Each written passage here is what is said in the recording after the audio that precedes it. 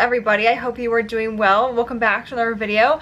I am in a little bit of a different setup. I'm trying to test out different areas around my apartment to see kind of what clicks. With the weather getting colder, don't even get me started, and the days getting shorter, I feel like I need a spot in my apartment that is kind of just like my filming zone and that looks, you know, somewhat lit. So I'm going to be testing out this probably for the next foreseeable future, or actually until maybe I watch this over and I hate it, who knows. Now, when I was thinking of what I was going to put together for this video, I was thinking of potentially starting a mini series of all the things that I've learned in my 20s, specifically around my purchasing habits and around style. And when it comes to purchasing habits, I feel like I've become a much smarter consumer, which is the goal, I feel like. When I think of being a conscious consumer, there's a few sayings that go around that I'm sure you've probably heard. There's too broke to buy cheap, and there's buy cheap, buy twice. Now, both sayings allude to the same thing. You either buy the first thing cheap and you have to rebuy it again maybe within a year, maybe less, versus if you just invested the money into buying the high quality item at the first purchase,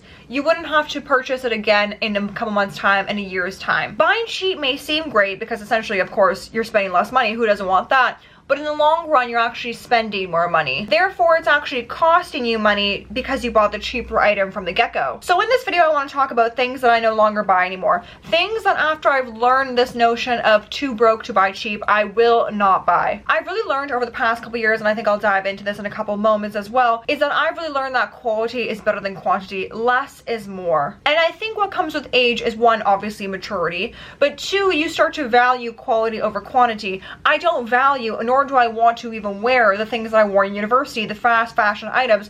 I want to wear the items that I look good and I feel great in, which makes sense. I mean, I'm now choosing quality and I was choosing quantity back then. Now, looking back, I try not to dwell on the fact that I wasted so much money buying all these clothes because I love fashion. I still obviously love fashion. That's why I'm talking to you guys. One, it's totally okay to go through style evolutions. If anyone tells you otherwise, they're lying to you. And two, I think it is totally okay to learn from your past financial mistakes, because that's how you grow, that's how you learn. Now, through my experience of frankly just wasting money, learning my personal style, and essentially just growing up, these are the things that I will not spend my money on any further. Let's get into it. And number one, polyester knits. I take knitwear now very seriously. Back then, I could care less. As long as it looked good, I would buy it. Now, the thing with a polyester knit is that they will not last you the same way as a natural fiber knit. This, for example, is 80% cotton, 20% silk. The only reason why I know that so in-depthly is because I just did a video on it.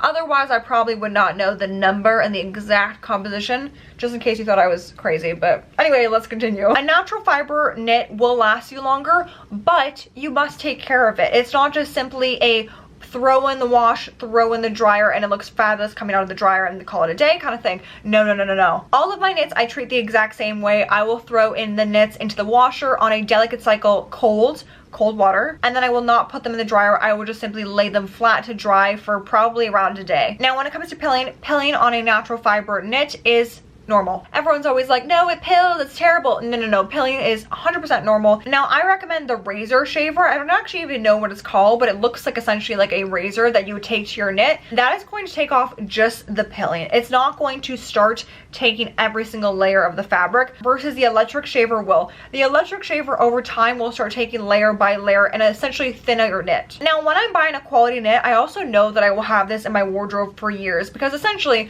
how many turtlenecks and how many crew necks do you really need? This is also coming from someone who absolutely wants a full wardrobe of absolutely everything, but really in hindsight, I only need one crew neck of a cream color. I don't look at buying knits on a yearly basis. I know that I'm going to have this for years to come. Let's say, for example, I'm buying a black crew neck. I don't need to buy a black crew neck every single year. That black crew neck will last me years to come. It's a simple staple piece to have in your wardrobe for years to come. So when it comes to buying cheap knitwear, that is an absolute no-no. The next thing that I will not buy cheap on is cheap faux leather belts. Emphasis on the faux leather, because a faux leather belt will not last you anywhere near as long as the real leather belt. Not to mention, faux leather belts also age horribly. Mind you, real leather belts also definitely age. In many cases, you can get a real leather belt for the same price as a cheap faux leather belt, especially unfortunately in this economy. The amount of times where I clicked on a very expensive belt only to look at the composition and it's faux leather,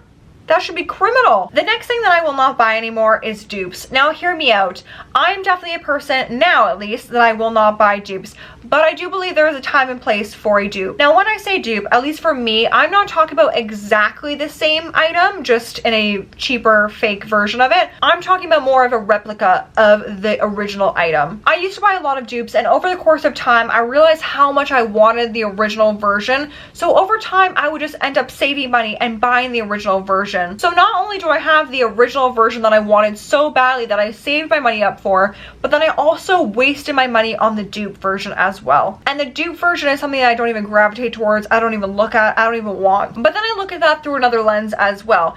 I bought the dupe because I wanted to see how much I really wanted the original version. Clearly, I wanted the original version so badly that I ended up buying that version. And had it not been for the dupe, maybe I would not have realized that. So I think if you really want an item, but you don't actually know how that item will be incorporated within your wardrobe, how much you'll use that item, the cost per wear, then I actually would recommend maybe not getting the exact dupe, but maybe getting something similar, seeing how much you use that, seeing how much you value it, and if you truly love it and you can afford it, then buy the real thing. Because at least when you buy the real thing, you know that you, one, will value it, and two, if it is really expensive, if you saved your hard-earned money for it, when you go buy that purchase, you won't feel that, oh my god, is this purchase right for me? You most certainly won't feel the regret when you're buying a very expensive purchase, because you know that you really want this item and you know that you'll use it. I do think it is okay to buy inspired by pieces. For example, I really wanted the Bottega Jodie. However, with price increases after price increase, I couldn't justify the price anymore.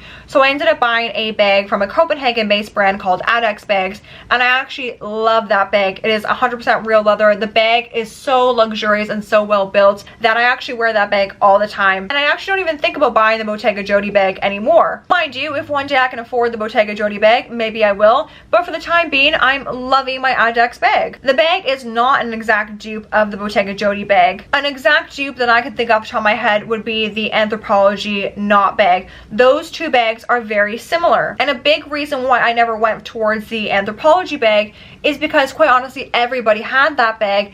And at one point, how much are we going to dupe a bag? This could be a whole other topic for another day, but I think when we do a product too much, at least for me, it gets to the point where I don't even want the product anymore. Now, the last thing that I am far too broke to buy cheap is cheap jewelry. Now, I used to buy a lot of cheap jewelry when I was in university, and in university, it made sense for the time. In my university days, I was absolutely not out here buying real solid gold pieces and wearing those to the bar and classes. Absolutely not. But once I graduated, I said, enough is enough. I'm not buying any more of this crap that only lasts me 2 wears, it tarnishes, and then it's in the garbage. Mind you, I also have very sensitive skin. I've had eczema my entire life. My body reacts to it as well. So the fact that I'm wearing jewelry that tarnishes after 2 wears and it's making me react, no. I now buy solid gold jewelry when I can, not all the time. And if I can't, I'll buy 18 karat gold plated jewelry, otherwise known as gold vermeil. Now, personally, I've never had any issues with gold plated jewelry. Melanie Odd, Missouri, Miss Soma, I've all had great experiences with.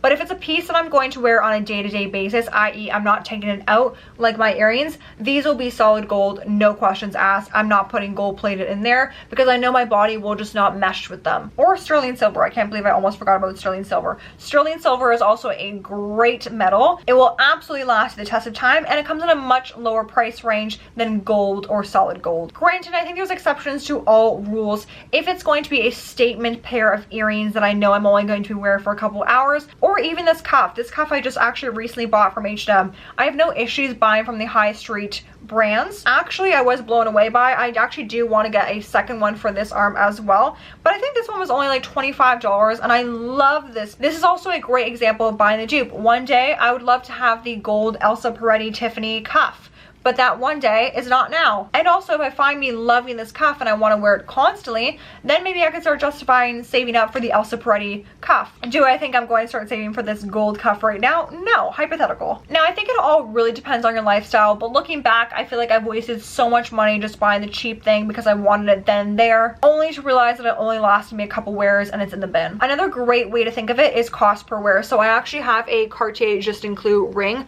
I have worn this probably every every single day since I got it about 3 years ago. If you think about $1 a day, the cost per wear is still not quite how much I paid for this, but I do plan on wearing this for the foreseeable future every single day. So eventually this cost per wear will get to the negative dollars, at least how I think of it. So really thinking, if I buy this item, how many times will I wear this item, and is the cost per wear being justified? So if I buy this $200 item, will I wear this 200 times to justify the price, or will I wear it enough to justify the price? This can go with absolutely everything in your closet, I think, and I really think about this when I make a purchase. Maybe cost per wear is just simply a girl math technique, but I do think cost per wear is a smart way of looking at it. So those are all the things that I will not buy because I'm simply too broke to be cheap. I'm simply too broke to be buying again and again and again. I would love to hear in the comments below if you do not buy these as well, or if there's anything that I have not mentioned that you refuse to buy. Listen, my goal here is to make you the most fabulous individual that you can absolutely be style-wise, but I also feel like we can do that